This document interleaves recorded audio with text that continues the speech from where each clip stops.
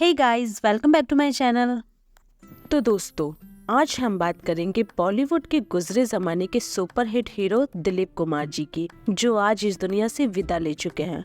अगर वो 2 साल और जी जाते तो शायद बॉलीवुड के ऐसे पहले अभिनेता बन जाते जिसने सेंचुरी मारी हो, लेकिन ऐसा नहीं हो सका। दिलीप कुमार उर्फ मोहम्मद यूसुफ खान अपने दौर के बेहतरीन अभिनेताओं में से एक थे।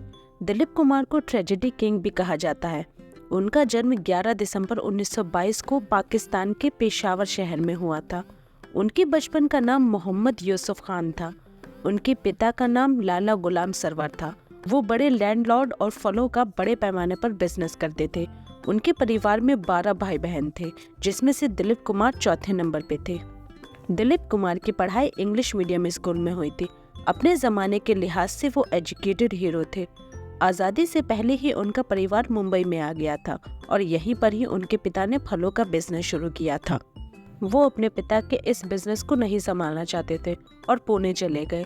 वहाँ पर वो ब्रिटिश आर्मी कैंटीन में काम करने लगे। कैंटीन में उनके बनाए हुए सैंडविच लोगों को खूब पसंद आने लगे।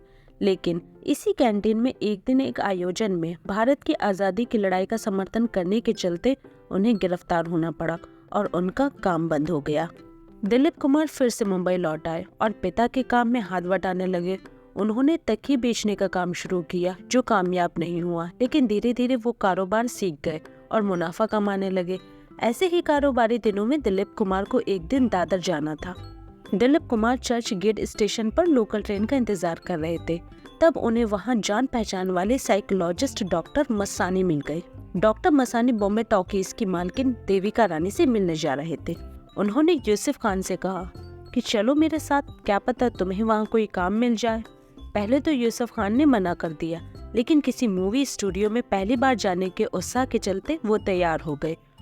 उन्हें क्या मालूम था कि उनकी किस्मत बदलने वाली है। बॉम्बे टॉकीज उस दौर का सबसे कामयाब फिल्म प्रोडक्शन हाउस था। जब वो लोग देविका रानी के कैबिन में पहुंचे तो डॉक्टर मसानी ने दिलीप कुमार का परिचय कराते हुए देविका रानी से उनके लिए काम की बात की। देविका रानी ने दिलीप कुमार से पूछा कि क्या तुम्हें उर्दू आती है।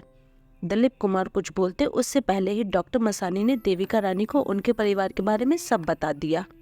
इसके बाद देविका रानी ने दिलीप कुमार से पूछा कि क्या तुम एक्टर बनोगे। इस सवाल के साथ साथ देविका रानी उन्हें 250 रुपए महीने की नौकरी ऑफर कर दी। डॉक्टर मसानी ने दिलीप कुमार को इसे स्वीकार करने का इशारा किया। दिलीप कुमार ने देविका रानी को ऑफर के लिए धन्यवाद देते हुए कहा कि उनके पास ना तो काम करने का अनुभव है और ना ही सिनेमा की समझ। तब देविका रानी ने दिलीप कुमार से कहा कि जब तुम फलों के कारोबार और फलों की खेती के बारे में सीख रहे हो तो फिल्म की मार्केटिंग और एक्टिंग भी तो सीख लोगे। मुझे एक युवा, गुड लुकिंग और पढ़े लिखे एक्टर की जरूरत है। मुझे तुम्हें एक अच्छा एक्टर बनने की योग्यता दिख रही है। देविका रानी ने यूसुफ खान की जगह उनका नया नाम दिलीप कुमार रखा। इस तरह बॉलीवुड सिनेमा को दिलीप कुमार मिले। दिलीप कुमार ज्यादा फिल्में नहीं करते थे, जैसे बॉलीवुड में आमतौर पर हर हीरो ही करता है। उन्होंने अपने पूरे करियर में केवल 63 फिल्में करी। उनका करियर करीब 60 सालों तक फैला रहा। उन्होंने इस दौरान अलग अलग किरदार निभाए और जिस किरदार में गए उसे साकार किया, चाहे वो नए दौर का टांगा चलाने वाला हो या फिर कोहिनूर में सितार बजाकर महफिल लूटने वाला हीरो। बताया जाता है कि कोहिनूर के लिए उन्होंने बाकायदा एक सितार उस्ताद से इसकी बारीकियां सीखी थी। जब उन्होंने नया दौर फिल्म की और टांगा वाला बने तो कुछ समय टांगा वालों के साथ गुजारा, ताकि उनके धंधे और हावभाव के बारे में अच्छे से जान सके। उन्हें हमेशा देवानंद और राजकुमार के साथ जोड़कर गोल्डन एरा की महान तिगड़ी बताया जाता था, लेकिन हकीकत तो यही है कि ये तीनों ही एकदम अलग है। तीनों की एक्टिंग स्टाइल अलग थी। दिलीप कुमार की सबसे लंबी जोड़ी मधुबाला के साथ चली। उनकी लव स्टोरी बहुत चर्चा में थी। मधुबाला की छोटी बहन मधुर बताती है कि अब्बा को ये लगता था कि दिलीप मधुबाला से उम्र में बड़े हैं, हालांकि वो मेड फॉर ईच अदर थे। बहुत खूबसूरत कपल था, लेकिन अब्बा कहते थे इसे रहने दो, ये सही रास्ता नहीं है। लेकिन वो उनकी सुनती नहीं थी और कहा करती थी कि वो उन्हें प्यार करती है। लेकिन जब बी.आर. चोपड़ा के साथ नया दौर पिक्चर को लेकर कोर्ट केस हुआ तो मेरे वालिद और दिलीप साहब के बीच मनमुटाव हो गया। मधुबाला चाहती थी कि दिलीप उनके पिता को सॉरी बोले, फिर वो उनसे शादी कर लेंगी, लेकिन दिलीप ने इससे इनकार कर दिया और दोनों का रिश्ता वहीं खत्म हो गया। दिलीप कुमार की शादी अभिनेत्री सायरा बानो से साल 1966 में हुई।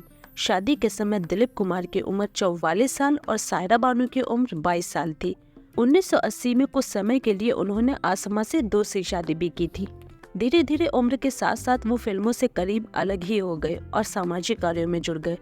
पिछले कुछ सालों से उनकी तबीयत खराब थी। वो इस बीच कई बार अस्पताल में भर्ती भी कराए गए। कई बार ऐसा लगा कि उनका बचना भी मुश्किल है, लेकिन बच कर आए। उनको सांस लेने में तकलीफ होने के चलते मुंबई के हिंदुजा अस्पताल में भर्ती कराया गया था, जहां उनकी 98 साल की उम्र में 7 जुलाई 2021 को मृत्यु हो गई। तो दोस्तों, कैसी लगी दिलीप कुमार की ये स्टोरी? हमें कमेंट बॉक्स में बताइएगा जरूर। वीडियो अच्छी लगी तो इसे लाइक और हमारे चैनल को सब्सक्राइब जरूर करिएगा। मिलते हैं नेक्स्ट वीडियो में, तब तक के लिए बाय बाय।